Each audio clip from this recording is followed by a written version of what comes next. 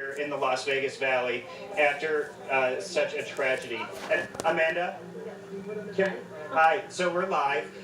Explain to me what's going on and what you're doing out here. I showed up here around 4 in the morning to sign up to just donate blood, and then I was hoping to go down to Thomas and Mack and help anybody I could. I got woken up at about 1:45 this morning from my grandma in Alaska telling me what was going on, and then I checked my phone and saw a lot of notifications of friends that have been injured and hurt. I know that I did lose one friend in this incident, and it just made me jump up and get on my feet and do anything I can to help. I called my boss. He said, you do what you need to do, take today, whatever you have to do, and I appreciate the fact that he just let me do what I need to do, and I'm happy to be here to help. I'm just so excited with everybody that's shown up to help. It's been amazing. And I'm sorry about the friend that you lost and those who were injured. Is that what compelled you? I mean, what was the feeling when you heard about that? And at what point did you say, I really need to do this? As soon as I got that call this morning, like I said, I jumped right out. I know that everybody out here needs help, and anything I can do is going to help out. I sure hope. The people here have been amazing, donating things all day. I put a lot of posts on Facebook. As soon as I heard about the incident, I offered my home. I have extra bedrooms, blankets, couches, anybody that needs a place to stay. My house is open. I have loving pets that are there to make anybody feel better, and transportation. I offer transportation. Just anything I can do. And are these your friends? Or do you have friends who come out to help you here, or are these just other volunteers, like-minded people? These are just people that have showed up last minute. I don't know anybody here. I had one friend that was here this morning donating blood, and he had to go to work. So these are all people that have just seen things on Facebook, probably my posts on the feed, and they just showed up to help. It's been great. Amanda, thank you so much for what you're doing out here, and again, condolences. Thank you very much. For the friend that you lost, and speedy recovery for the ones who were injured. And this just the tip of the iceberg for the donations and the volunteers that we're seeing. I don't know if you can tell, but there is quite the need for traffic management, and we have the labor union 872 who is out here. This gentleman you see in the yellow vest, he just came out to donate his time and to make sure that traffic is flowing smoothly here on West Charleston. And not only is he out here, the Laborers Union has also put in a call for a traffic management company to come out here to deal with the influx of cars and people who are out here to donate today. So again, the line just keeps growing out here at United Blood Services. Please, if you are planning to come out, go online at United Blood Services website to fill out the questionnaire, take the review that they put on there. Make sure you fill all of that out before you come out here. It'll save you some time. There is about a 3-hour gap from the time that you come out here until they can get you in. And I imagine with the people who are showing up here, that time is going to increase as this day continues. We will be staying out here at United Blood Services at 6930 West Charleston and continue to update you throughout the day. Guys, back to you.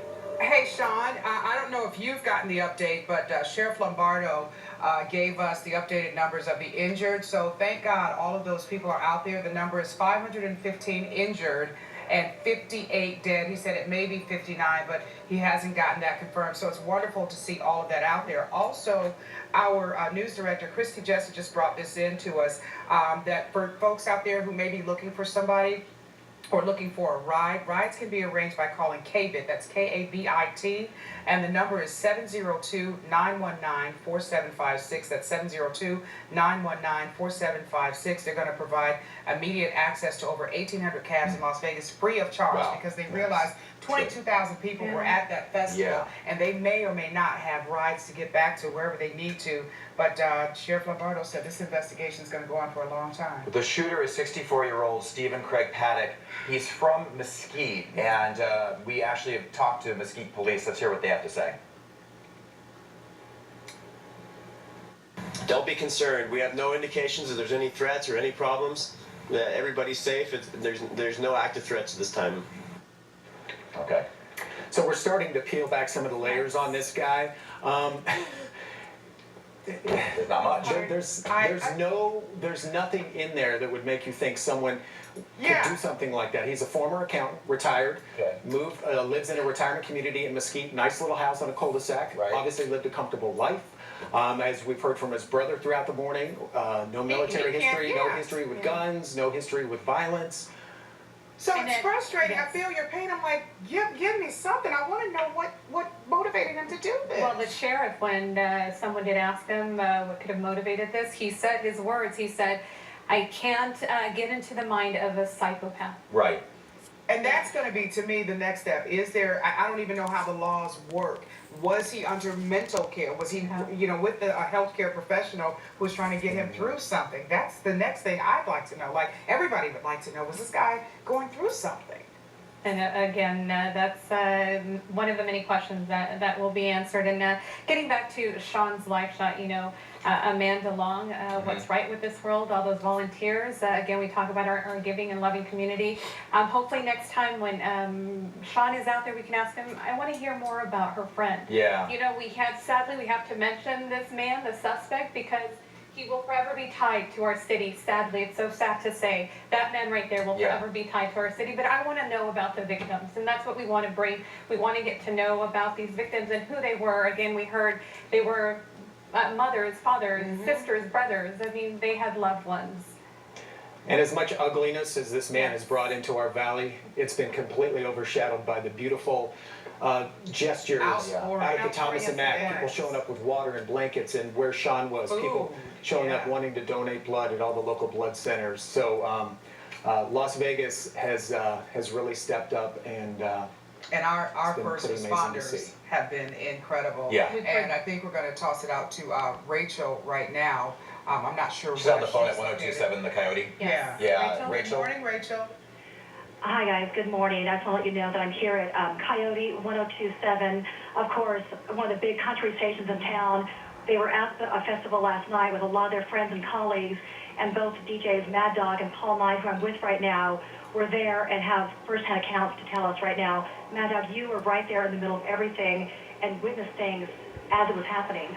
Yeah, I was actually at our Coyote tent with the rest of our staff, and we were a little bit further back from where the main crowd was for Jason Aldean. So the first couple, I heard 3 or so pops, and I thought it was fireworks at first. And then after that is when you heard, and when I looked up in the crowd, I looked up in the sky, and I'm like, there is no fireworks. Why would they have fireworks going on in the middle of a show? And then you started hearing the rapid fire, and then we started seeing people running towards us, and we just ran. We were right into the bathroom. People were hiding in the porta potties, and then people were climbing over the fence to get out. So like, I'm on top of the to get out, and that's where when we went over the fence. I kind of lost our coworkers by myself. So ran across the desert, the desert out there across the field, and when I got to a point where I thought I was far enough away, I started the video.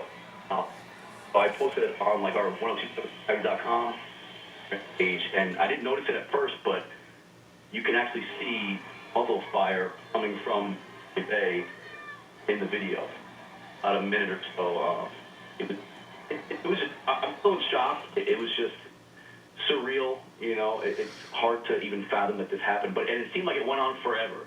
I think I was about, in my head, it's 5 to 10 minutes from the initial shot that I heard, and they were still going off. It was unreal. And Paul was over at Mandalay Bay, too. Yeah, I was over at Mandalay Bay. We were getting ready for our big after party. We were going to have the artists